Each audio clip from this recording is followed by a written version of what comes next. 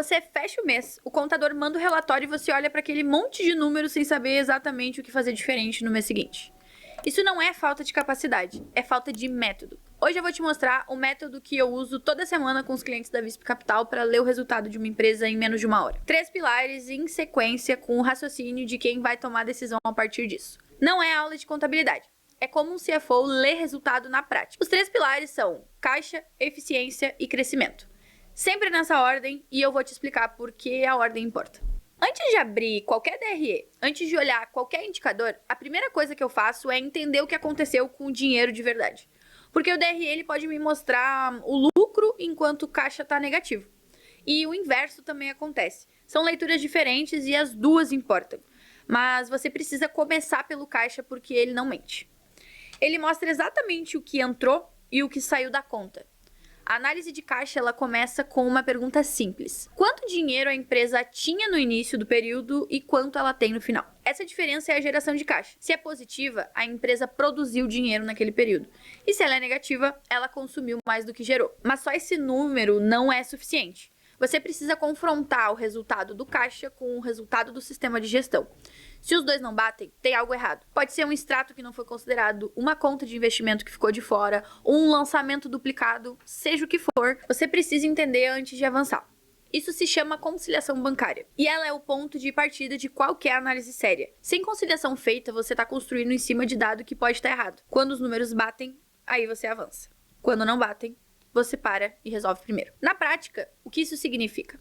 Todo mês, antes de olhar para o resultado, você valida saldo inicial e saldo final de todas as contas bancárias da empresa, incluindo contas de investimento, e confronta com o que o sistema registrou.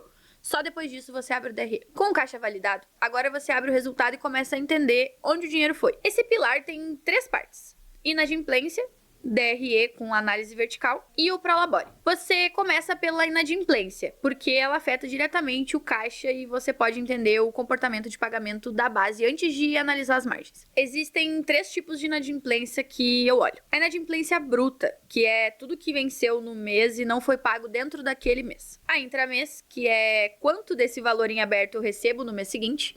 E a residual, que é o que ainda continua em aberto depois de tudo isso. A inadimplência bruta alta, ela não é necessariamente um problema. Depende do perfil da tua base e da tua regra de cobrança. O que você quer ver é a residual baixa, porque ela representa o que de fato não entrou ainda. E aqui tem uma coisa que pouca gente percebe. A régua de cobrança ela não é só uma política financeira, ela é uma ferramenta de retenção. Quando você demora muito para bloquear um cliente inadimplente, bloquear o serviço dele, você não está sendo gentil, você está chegando tarde. O cliente que fica 30, 40 dias sem pagar numa empresa de recorrência, por exemplo, ele já buscou alternativa. Quando você bloqueia, ele já tem outro serviço rodando. A chance de reversão caiu para quase zero. Uma régua mais apertada, ela força o contato enquanto o cliente ainda depende do teu serviço. Esse é o momento em que tu ainda consegue entender o que aconteceu e resolver. Agora a gente abre o DRE. O DRE ele é um demonstrativo de resultado. Ele nos mostra em cascata tudo que a empresa faturou e tudo que ela gastou para chegar no lucro. E a forma mais poderosa de ler o DRE não é pelo valor absoluto, é pela análise vertical. A análise vertical ela significa quanto da minha receita está indo para cada linha de custo e despesa. Em vez de olhar que eu gastei 50 mil em pessoas, eu olho que o pessoal está consumindo 12% da minha receita. Aí eu comparo com o benchmark de mercado e eu sei se eu tô dentro ou fora do esperado. Os benchmarks que eu uso como referência para uma empresa de serviços, por exemplo. O custo direto, que é o que a gente gasta para entregar o serviço, ele deve ficar ali entre os 30% e 35% da receita.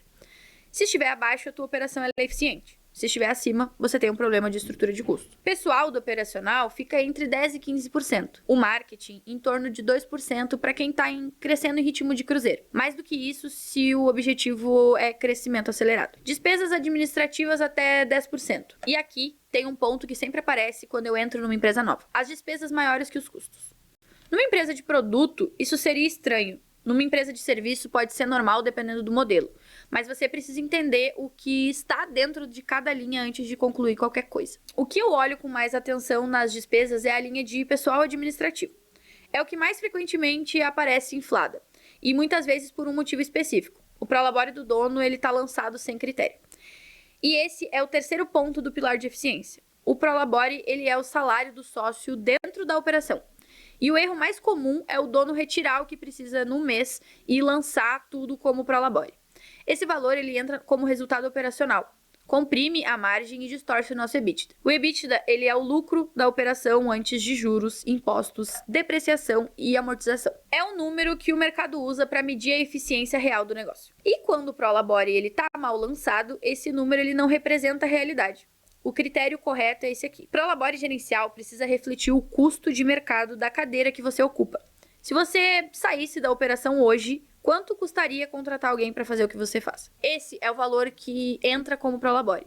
O que exceder vai para a distribuição de lucros, que sai abaixo do EBITDA e não afeta os indicadores de eficiência. Não muda quando você retira. Muda como o resultado da tua empresa é lido por quem vai decidir quanto ela vale. Com o caixa validado e a eficiência mapeada, agora você olha para o crescimento. E a primeira pergunta aqui não é quantos clientes você ativou, é quantos ficaram. Existe uma diferença importante entre ativações e adições líquidas. Ativações são quantos clientes novos entraram no período. Adições líquidas são as ativações menos os cancelamentos. É o crescimento real da base. Você pode ativar 200 clientes num trimestre e crescer só 50 se o churn, que é a taxa de cancelamento, estiver alto. Quando a adição líquida é baixa, mesmo com ativação alta, o problema não é comercial, é retenção. Voltando para o modelo de serviços, como eu havia mencionado anteriormente. Um churn até 1,5% ao mês é considerado um churn saudável. De 1,5% a 2% a gente considera como uma tensão. E acima de 2% você tem um problema que precisa ser endereçado antes de escalar o comercial.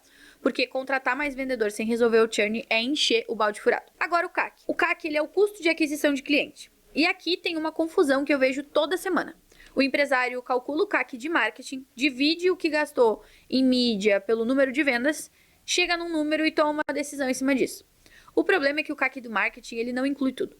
Não inclui mão de obra de quem foi até o cliente, o material que foi consumido, o veículo, o equipamento que a gente utilizou com o cliente e quando você soma tudo, o CAC real quase sempre é o dobro do que o empresário acha que é.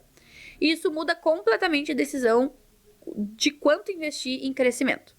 Junto com o CAC, você precisa entender o payback, não o de receita, que é quantos meses o cliente leva para gerar receita suficiente para cobrir o CAC. O payback de lucro, que é quantos meses ele precisa ficar na base para que o lucro gerado, já deduzindo o custo operacional de atendê-lo todo mês, cubra o investimento que você fez para trazê-lo. Esses dois números juntos te dizem se o teu modelo de crescimento é sustentável ou não. E te ajudam a decidir se faz mais sentido crescer organicamente, comprar uma base ou aumentar o time comercial. E, por último, o LTV, que é o Lifetime Value. É quanto um cliente deixa de receita e de lucro no tempo total em que ele fica na tua empresa. O LTV ele te ajuda a entender o custo real de perder um cliente antigo.